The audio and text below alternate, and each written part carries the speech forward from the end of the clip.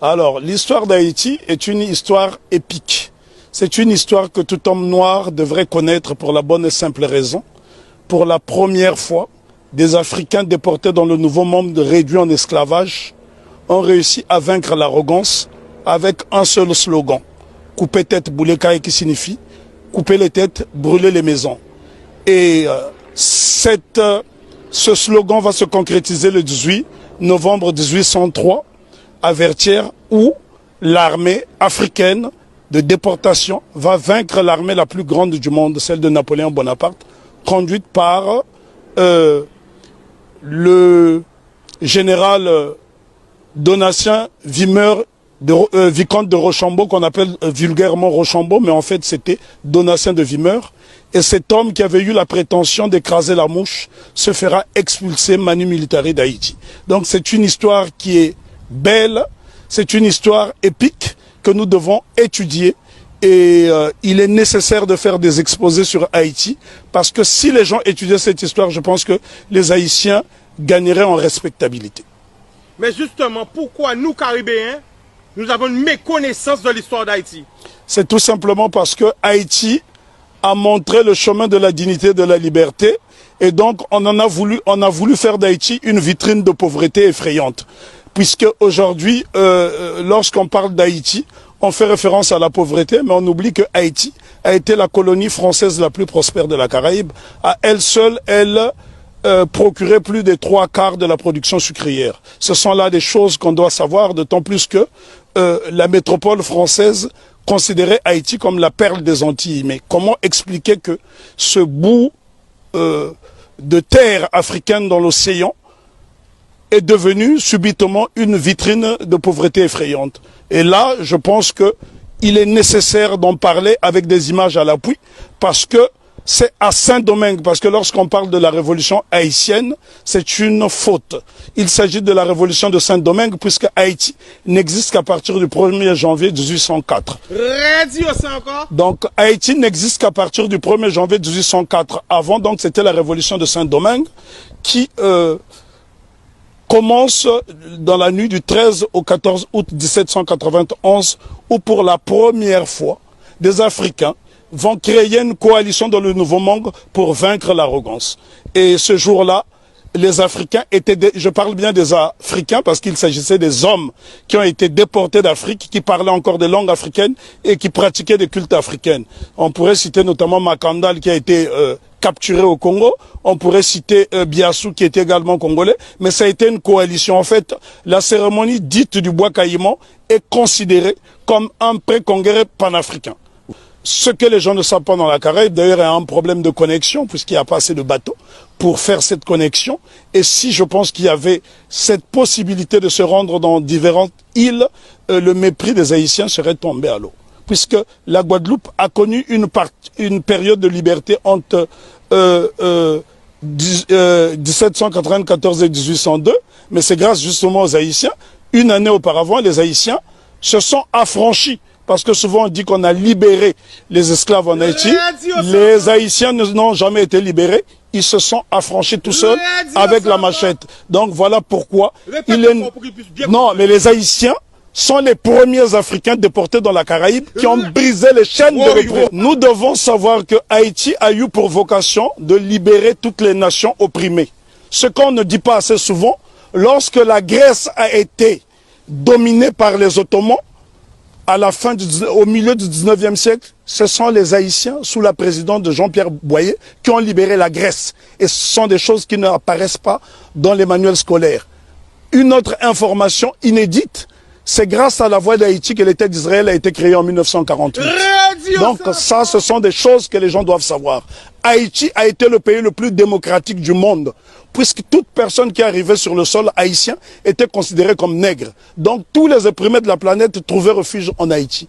Et ce pays est devenu aujourd'hui une vitrine effrayante de la pauvreté. Je suis obligé d'insister sur le mot de vitrine parce qu'il a subi un blocus qu'aucune nation n'avait subi. Imaginez-vous qu'une petite île comme Haïti a été victime du syndicat des empires coloniaux qui était constitué du Danemark, de la France, de l'Espagne, de l'Angleterre, des États-Unis d'Amérique, de la Hollande, de la Suède, parce que toutes ces nations ne voulaient pas voir une nation indépendance nègre. Et souvent on dit de Haïti que ça a été la première république nègre. Non, Haïti n'a jamais été une première république nègre, ça a été un empire africain reconstitué, puisque l'empereur Jean-Jacques Dessalines va se faire couronner empereur Jacques Ier. Donc c'est la noblesse africaine. Attends. Ben, en tout cas, il y a beaucoup de choses à dire sur Haïti. Haïti est un modèle de fierté et de dignité. Ce sont les Haïtiens qui ont montré à la race noire tout entière ce que c'est que la dignité. Pour la bonne et simple raison, c'est en 93 ans après la révolution de Saint-Domingue, celle-ci va inspirer les Éthiopiens qui vont être conseillés par un digne fils d'Haïti du nom de Benito Sylvain, qui sera élevé au titre de jazz match par l'empereur Ménélique II. Lorsqu'on parle de la bataille d'Adoua, ce qu'on oublie de mentionner, c'est que l'empereur Ménélique II, qui a mis fin à l'impérialisme sur le continent africain, en tout cas c'est lui qui a signé l'acte de décès de l'impérialisme sur le continent africain le 1er mars 1896, 93 ans après la révolution de Saint-Domingue, eh ben, c'est un Haïtien du nom de Benito Sylvain qui le conseille. Donc ce sont des choses à savoir et à intégrer. Je souffre de voir que les Haïtiens sont la risée du monde dans la Caraïbe, alors qu'ils sont ceux qui nous ont montré la voie de la rédemption. Donc respect, big respect à Haïti. En tout cas, je me sens haïtien. Moi aussi. Alors pourquoi justement nous avons, nous tout près comme ça d'Haïti, on a cette méconnaissance de l'histoire? C'est tout simplement parce que on a isolé la Guadeloupe et la Martinique pour ne pas que l'exemple d'Haïti fasse tache d'huile dans la Caraïbe. Voilà la crainte. Parce que Haïti a été une nation prospère. Il faut visiter Haïti pour se rendre compte.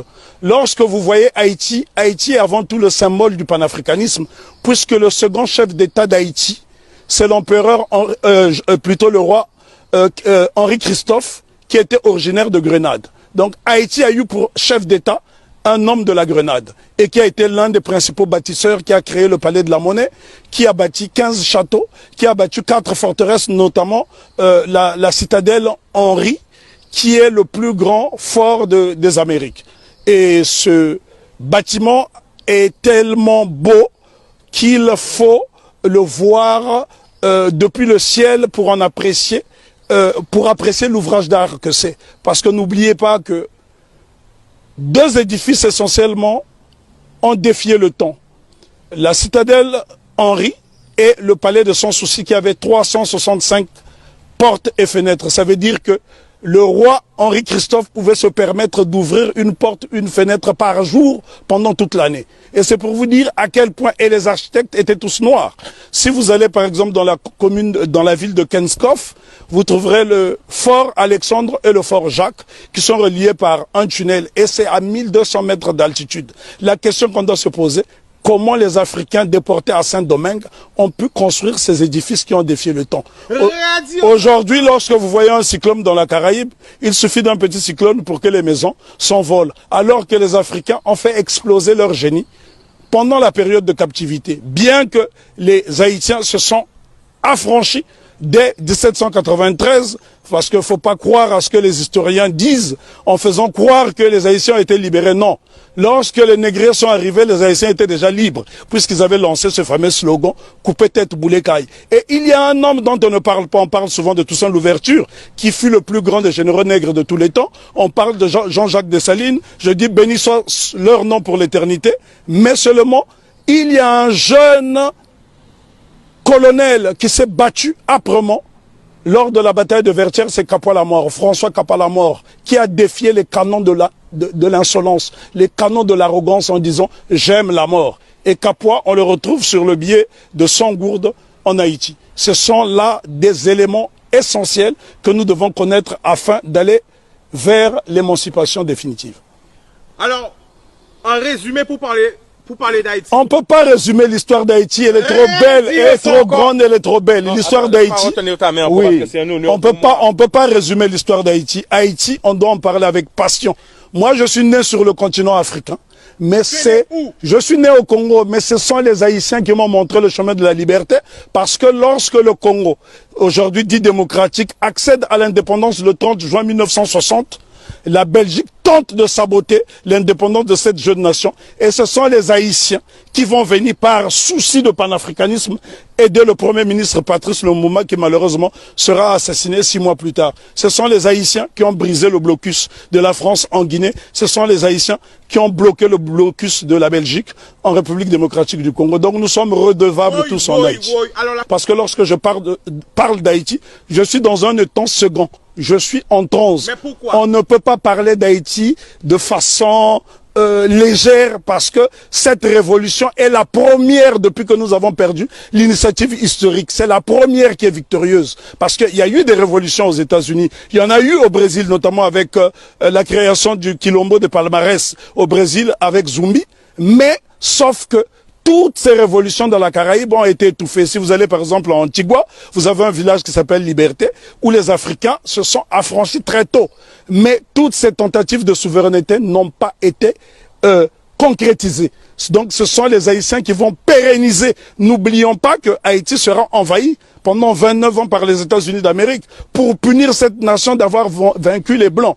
C'est Haïti qui a libéré l'Amérique latine avec Simon Bolivar. Et encore lorsqu'on dit que c'est Haïti qui a libéré, ce n'est qu'une partie d'Haïti puisqu'à cette époque, Haïti était divisé en deux. Il y avait Haïti du Nord qui était un royaume dirigé par le roi Henri Christophe et il y avait le Sud, la République du Sud d'Haïti qui était dirigée par Alexandre Pétion.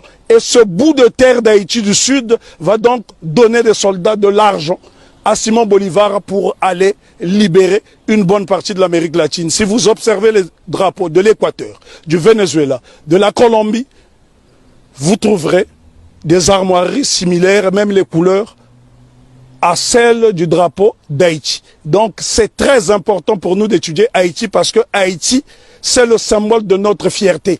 Et les gens dans la Caraïbe doivent intégrer cette notion. Si les Haïtiens n'avait pas lancé ce slogan coupé tête boulet caille qui a fait trembler le monde entier, ben probablement que l'abolition de l'esclavage aurait eu lieu peut-être plus tardivement. Alors, est-ce que tu peux nous donner des exemples de pays? Parce que là, on est en direct. L'exemple que je peux vous donner. Quel pays a été aidé par Haïti? Le Congo, pays dont je suis originaire, la République démocratique du Congo a été aidée par Haïti parce qu'en 80 ans de colonisation belge, les Belges n'ont même pas été fichus de former une dactylographe. Et la première dactylographe qui va dactylographier le discours de Lumumba, c'est Suzanne Peck, qui est la mère de Raoul Peck. Donc Haïti est au cœur de notre émancipation. Haïti a aidé l'Éthiopie, Haïti a aidé la Grèce de se libérer, là je vous parle de l'Europe, Haïti a aidé la Guinée, Haïti a toujours été au cœur de notre lutte. L'exemple le plus simple, lorsque vous arrivez à Cuba sur les bords du Malecón, vous trouverez un grand monument qui est dédié à Antonio Maceo. Très peu de gens connaissent ce héros qu'on appelait à l'époque le Tito de bronze. Lui-même qui est le véritable père de l'indépendance de Cuba. On vous parle souvent de José Marti, mais en vérité le père de l'indépendance de Cuba, celui qui a lancé les hostilités contre les Espagnols, c'est Antonio Maceo. Lui-même a été formé en Haïti. Donc Haïti, si